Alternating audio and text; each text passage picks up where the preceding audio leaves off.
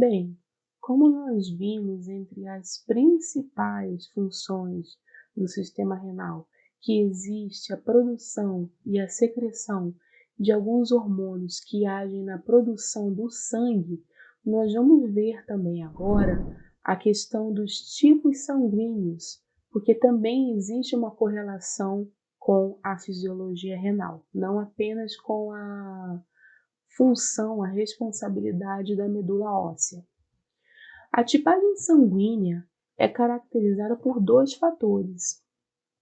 O primeiro fator é sobre os fatores, os aspectos imunológicos das hemácias, ou seja, dos eritrócitos, quando eles estão na presença de alguns antígenos na sua superfície eritrocitária.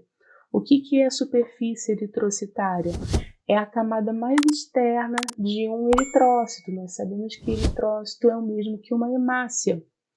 E uma outra questão que a gente tem que ver acerca da tipagem sanguínea é a presença de anticorpos, sejam naturais ou adquiridos pela imunidade natural ou pela imunidade adquirida, respectivamente, contra alguns grupos sanguíneos que são diferentes do grupo sanguíneo daquele corpo, daquele paciente em si.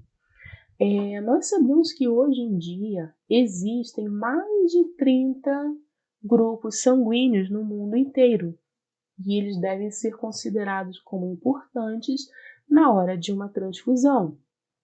Dentre eles, nós podemos falar sobre o sistema ABO, que tem o tipo A, tipo B, tipo O e tipo AB, além do sistema RH, que nós também já ouvimos falar bastante acerca dele. A expressão de antígenos nessa superfície eritrocitária, ou seja, na camada externa de uma hemácia, é realizada pelo locus ABO do cromossomo 9, porque esse cromossomo apresenta 3 genes alelos, genes A, B, O, que realizam a expressão dos seus respectivos antígenos. Esse grupo ABO tem anticorpos naturais que são sintetizados, ou seja, são produzidos pelo corpo. Os anticorpos anti-A e anti-B. Uma pessoa, por exemplo, do grupo A vai sintetizar anticorpo anti-B. E uma pessoa do grupo B vai sintetizar anticorpos anti-A. Então, é sempre o contrário. Essa é a dica. Já uma pessoa que pertence, ou que seja, que tem o sangue AB, não vai sintetizar anticorpos, nem o anti-A, nem o anti-B, porque o sangue dela já é AB. Ou seja, ela apresenta a expressão desses dois antígenos na superfície das suas hemácias, ou seja, na camada mais externa dos seus glóbulos vermelhos. Existem outros dois tipos sanguíneos conhecidos, porém que são considerados raros, né? São eles DOF, MNS, KID, Bombay, Lewis, que precisam da correta classificação deles para que não ocorra nenhuma reação transfusional, como no caso da doença hemolítica do fator RH.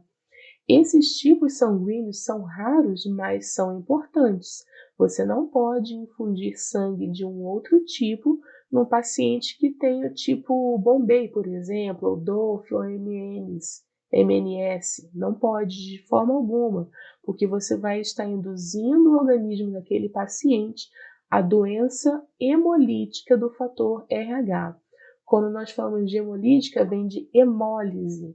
Hemólise, lise é quebra, hemo vem das hemácias, então você vai estar quebrando as hemácias do sangue daquela pessoa.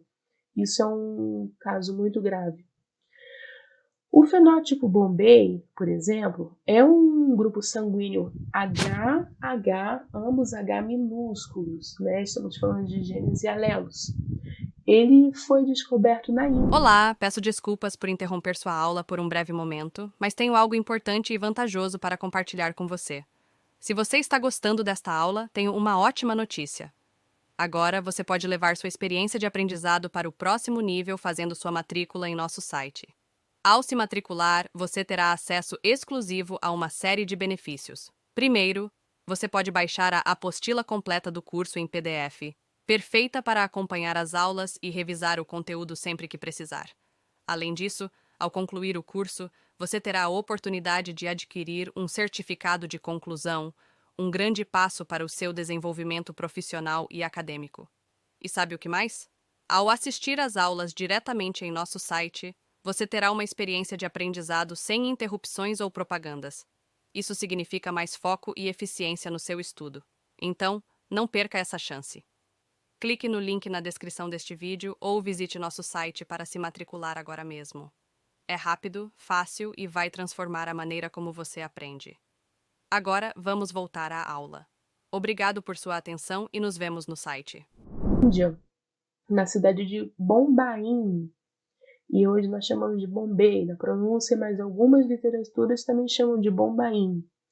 As hemácias desse fenótipo não possuem os conhecidos antígenos A, B, O, como nós conhecemos na maioria dos pacientes.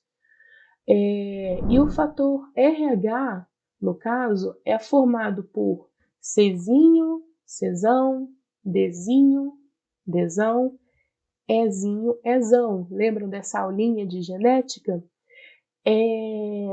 Esses antígenos são encontrados na superfície das hemácias, ou seja, aquela famosa superfície eritrocitária, como nós já estamos falando. Se uma pessoa, um paciente ali no seu banco de sangue, expressa o antígeno Dzão, ou seja, o D maiúsculo, essa pessoa vai ter o fator RH positivo.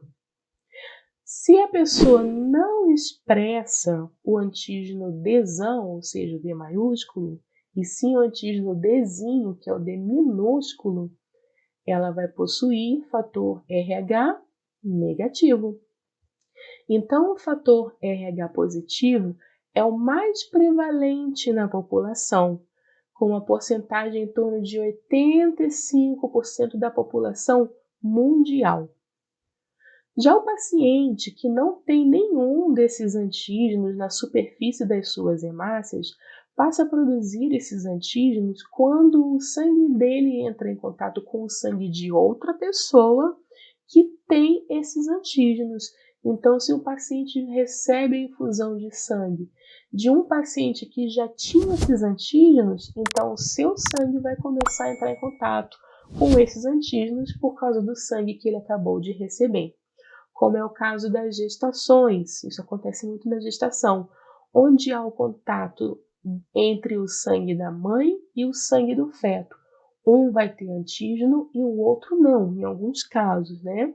E como é o caso também das transfusões sanguíneas, como nós acabamos de falar. E na questão da compatibilidade sanguínea?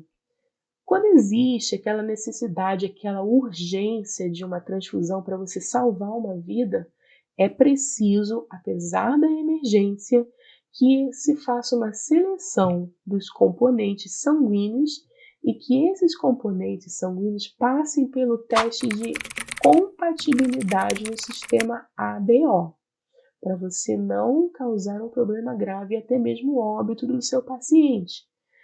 Se o paciente for RH negativo, como no caso de um paciente O negativo, por exemplo, é necessário que também seja realizado o teste de compatibilidade do fator RH. Então, é necessário fazer o teste de compatibilidade para o sistema ABO e para o fator RH entre os antígenos do sangue que a pessoa vai receber e os anticorpos já presentes no plasma do paciente que vai receber o sangue. E aí, tudo bem? Estou passando apenas para deixar um recado bem rápido para você que acabou de ver essa aula e que gostaria de assistir a todas as aulas desse curso. É bem fácil. Basta você clicar no link que está na descrição deste vídeo ou acessar www.novacursos.com.br. Fazendo sua matrícula em nosso site, você terá acesso a todas as aulas desse curso e mais centenas de outros cursos, além de poder fazer avaliação. E caso você queira, poderá estar adquirindo o certificado com um valor bem acessível. Esse foi o recado que eu queria dar. Aguardo sua matrícula. Até breve!